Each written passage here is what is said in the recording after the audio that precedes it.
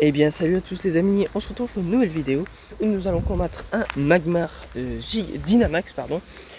Donc dans une précédente vidéo j'avais dit que ce Pokémon n'était pas très bon, mais ça fait toujours plaisir si j'ai un 100% ou un Shiny Dynamax tout simplement. Donc je n'ai pas beaucoup de Shiny Dynamax, mais et non des 100% également puisque j'en ai que un seul. Donc voilà, on va essayer de le taper. J'en ai déjà fait un, donc c'est plutôt, comment dire, c'est pas très facile, mais ça va. Il passe solo quoi. Ouais, bon, il a lance-flamme, ça devrait bien se passer. Moi, il avait sable ardent. C'était une attaque assez problématique face à Zacians, à Magenta ou même Eternatus, puisqu'ils vont pas beaucoup tanker comme c'est des. Ils ont des faiblesses au type sol, dû à leur type acier et poison. Donc on peut voir que Eternatus fait pas mal de dégâts quand même. On va essayer de l'esquiver pour éviter de le faire mourir, voilà. Mais on peut voir que là, Eternatus, rien qu'avec ses canons Dynamax, fait pas mal de dégâts. Ça va bien se passer logiquement. On ne voit pas pourquoi ça se passerait mal. Il a point feu en une attaque classique.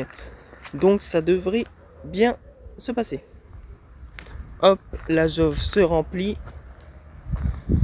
Hop, hop, hop, hop. On va garder le canon Dynamax pour la suite.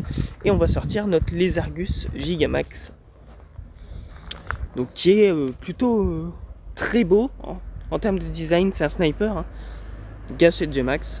Waouh, c'est buggé, non? Non, ça va. La cinématique est un peu buggée, mais voilà. Ok. Hop. On peut voir que les dégâts sont pas exceptionnels. C'est un Gigamax et pourtant on tape pas très fort. On va essayer du coup continuer de le taper. Tac. Ok, il va nous attaquer avec un lance-flamme. Logiquement, Eternatus va faire son taf. Il va mourir, je pense, à la fin. Mais logiquement, je devrais faire mon taf. Point feu. Le principal là qu'Eternatus doit faire, c'est juste recharger la jauge et après, il peut mourir en paix. Tout simplement. Enfin, pas, il meurt pas, il est juste mis KO, mais vous voyez ce que je voulais dire, quoi. Ok, allez, on tape, on tape. Ça prend quand même un certain temps de faire un 3 étoiles. Alors, imaginez un Gigamax.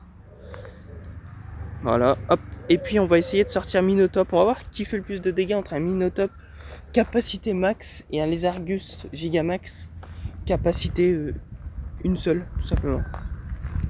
Niveau 1. Non, niveau 2. Ok, bah ils font tous les deux autant de dégâts. Donc vous voyez quand même que un Gigamax est très utile. Hein. Mais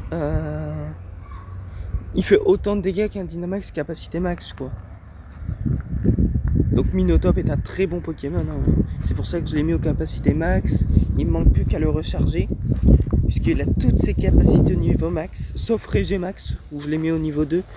Puisque déjà j'ai besoin de bonbons pour mon 100%. Et aussi parce que tout simplement c'est pas l'attaque à favoriser sur ce Poké tout simplement. Hop, logiquement j'ai pas besoin de la forme Gigamax et Dynamax pour le passer. Il va se passer juste avec le dernier éboulement. Et c'est terminé. Voilà pour ce Magmar. On va tout de suite regarder ses IV. Donc j'avais eu un 91, il faut que j'ai mieux que 91. Le meilleur serait 100% bien évidemment. Mais on va pas trop rêver, je pense. Alors, on va voir ça tout de suite. C'est un 1351. Je ne sais pas ce que c'est un 100%, mais je me dirais que ça doit pas être ça.